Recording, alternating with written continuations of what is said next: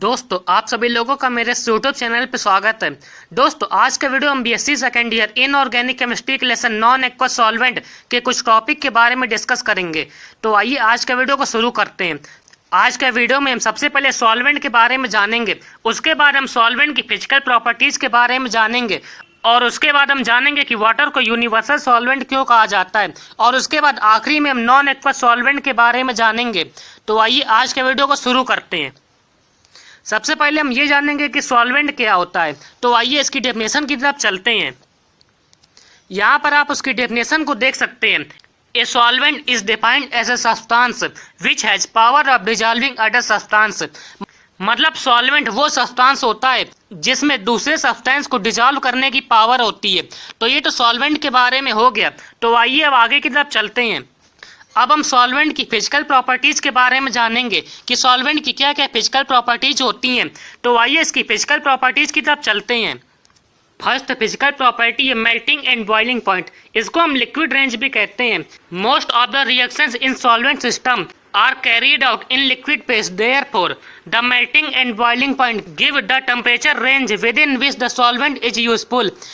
Solvent system में होने वाली ज़्यादातर रिएक्शन में जो सॉल्वेंट होता है तो वो लिक्विड फेज में रहता है, और जब वो लिक्विड फेज में रहता है तो वहाँ पर उस लिक्विड का मेल्टिंग पॉइंट और बॉइलिंग पॉइंट हमें वो टेम्परेचर रेंज देता है जिसमें वो सॉल्वेंट के रूप में ज़्यादा यूजफुल रहता है। मतलब जब सॉल्वेंट लिक्विड फेज में रहता है तो वहाँ पर उसका मेल्टिंग पॉइंट और बॉइलिंग पॉइंट हमें एक टेम्परेचर रेंज देता है जिसमें वो सॉल्वेंट के रूप में ज़्यादा यूजफुल रहता है। तो आइए कुछ सॉल्वेंट की मेल्टिंग और बॉइलिंग पॉइंट को जान लेते हैं। यहाँ पर आप कुछ सॉल्वेंट और उनके मेल्टिंग और बॉइलिंग पॉइंट को देख सकते हैं। अगर हम यहाँ पर वाटर की बात करें तो उसका मेल्टिंग पॉइंट 0 डिग्री होता है और बॉइलिंग पॉइंट 100 डिग्री सेल्सियस होता है। इसी तरह से अमोनिया के लिए मेल्टिंग पॉइंट -77.7 डिग्री सेल्सियस और बॉइलिंग पॉइंट -33.4 डिग्री सेल्सियस होता है। और यहाँ पर HF के लिए मेल्टिंग पॉइंट -89.3 डिग्री सेल्सियस और बॉइलिंग पॉइंट 19.5 डिग्री सेल्सियस होता है। सल्फर डाइऑक्साइड के लिए मेल्टिंग पॉइंट -75.5 डिग्री सेल्सियस और बॉइलिंग पॉइंट -10.2 डिग्री सेल्सियस होता है। और यहाँ पर एस्टिक एसिड के लिए मेल्टिंग पॉइंट 16.6 डिग्री सेल्सियस और बॉइलिंग पॉइंट 118.1 डिग्री सेल्सियस होता है। तो यहाँ पर अगर हम इन पांचों की बात करें तो यहाँ पर वाटर और एसिटिक एसिड के लिए लिक्विड रेंज बढ़िया है।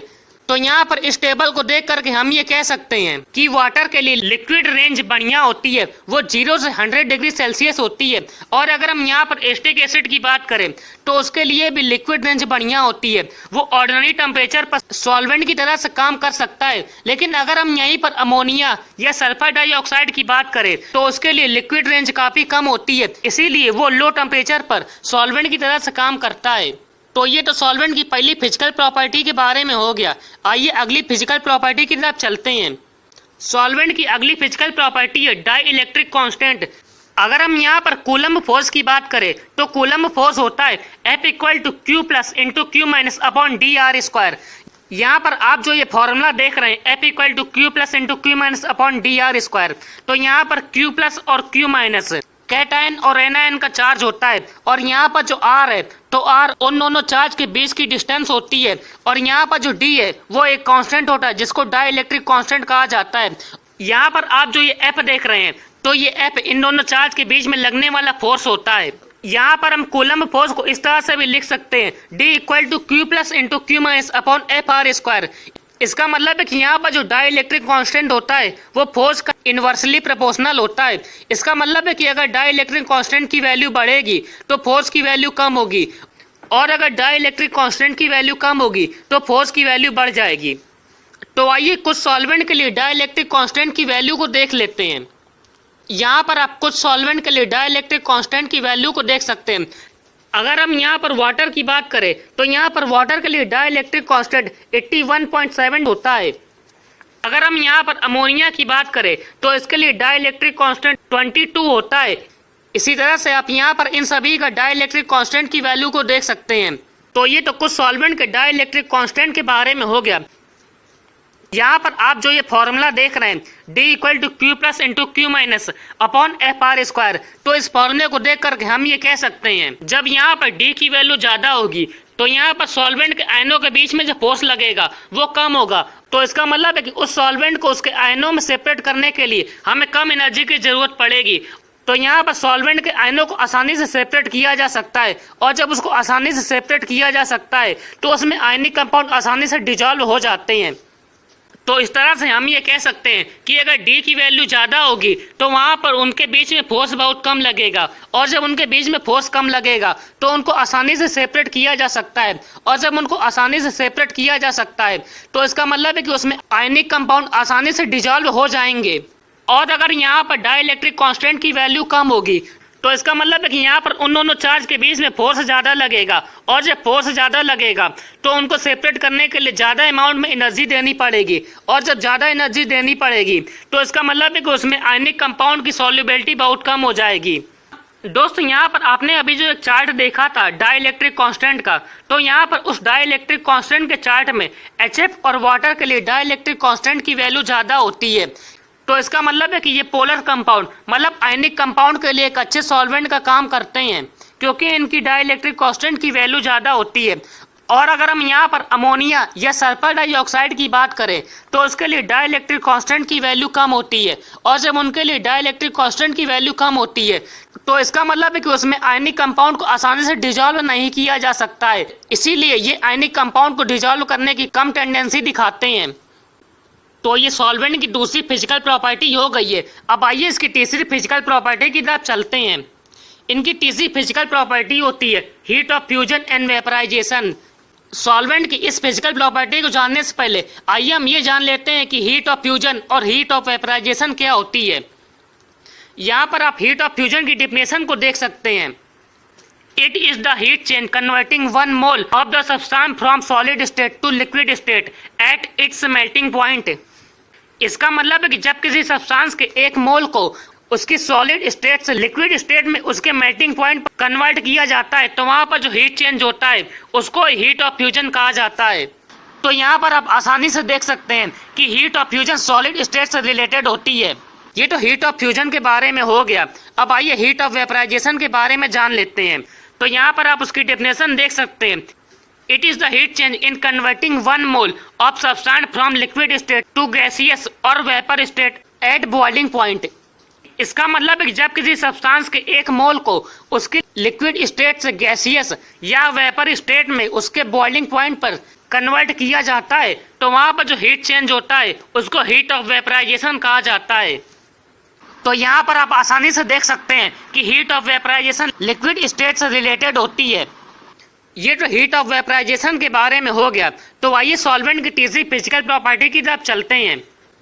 तो यहाँ पर सॉल्वेंट की तीसरी फिजिकल प्रॉपर्टी कहती है the heats of fusion and vaporisation indicate nature and strength of force with which the molecules of solvent are held together in solid और लिक्विड स्टेट।